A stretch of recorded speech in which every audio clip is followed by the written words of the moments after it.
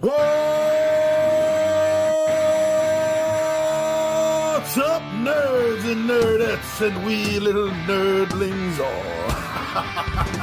It's your buddy Big Johnny G for Two Gun Pixie presents Legendary Gaming. Tabletop Takeout Tuesday. That's what we do every Tuesday here at Two Gun Pixie.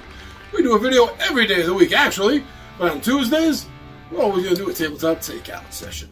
Now, this time what I'd like to talk about is a game that is a combination of two things I've loved since childhood and still do to this very day. So, why don't we just jump down to the table? I don't want to jump right into this today, I really do.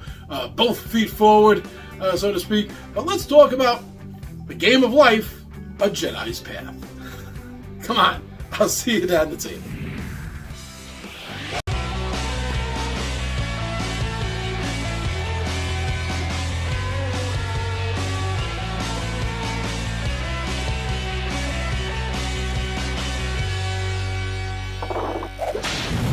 I mean, come on! First thing out of the gate, you get to choose whether you're going to be light side or dark side as this thing goes on. Well, not necessarily from the very beginning, but you get to choose whether you want to take the darker paths, which will eventually lead for you to be a Sith.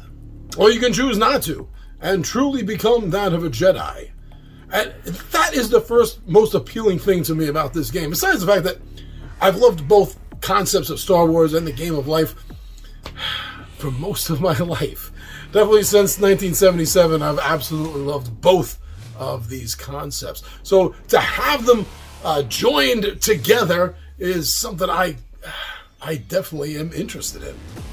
Now, this keeps the classic feel, of the roll and spin and move concept. It keeps some of the great ideas of having the 3D elements on the board, although I don't think it's quite as visually dramatic as the classic game of life with its 3D components. It's nice to see that it's there. It means something. It means that they're trying, right? Even if they could have maybe been a little bit more successful in their attempt at it. But I still love looking at this game as much as I love playing it. Now, the rules if you know the game of life, you generally know the rules for this. The overlay to make it Star Warsy, it doesn't feel forced. Like sometimes an old classic game is reskinned with some new concept over it, and it makes your stomach churn a little bit because you can feel how forced it is. It's become a dog and pony show, more or less. But this game doesn't fall into that category. I don't think at all. The changes that are implemented and made, the overlay for it to make the game of life Star Warsy, it feels very natural.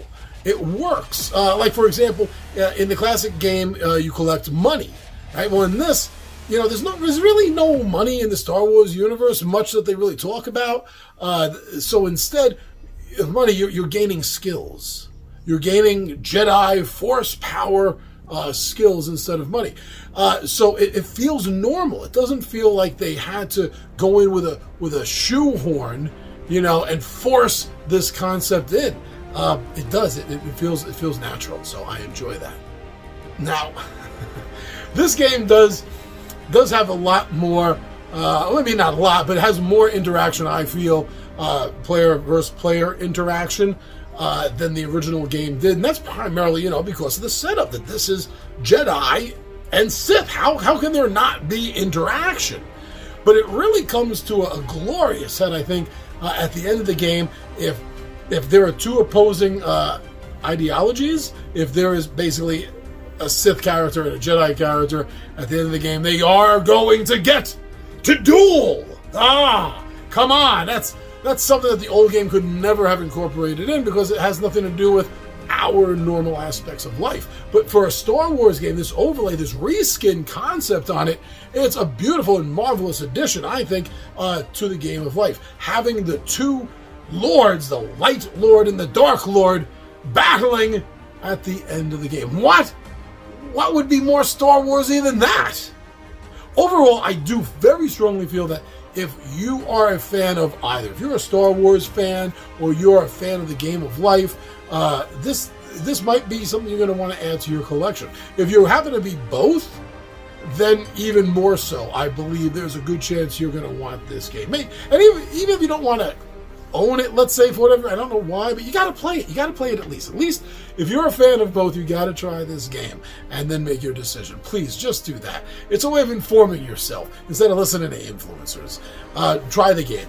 I think if you're a Star Wars fan or a Game of Life fan, you're going to appreciate the feel of the game. Now, I also want to say that in addition to this game, I would also like to add, and I've never really done this before, well, a little bit. I kind of sort of hinted at this concept, this idea in other videos, I guess I did. But flat out, I got to say that a good pairing for this game would definitely be the Star Wars game Clue. The Clue Star Wars and Star Wars Jedi Game of Life, I think, are two games that would pair together really well. If you have one, definitely look into getting the other one, or at least trying, at least playing it. I don't want to spend money out of your wallet. At least try it. Let's just put it that way, all right?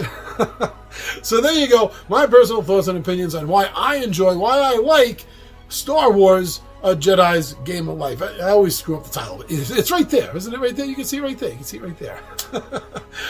Game of Life Jedi. So, if you like Star Wars, you like Jedi, if you like Game of Life stuff, then go. Please do yourself a favor and try this game. Thank you for listening to me. I'm your buddy Big John, and J of a Two Gun Pixie presents Legendary Gaming, and I am out of here.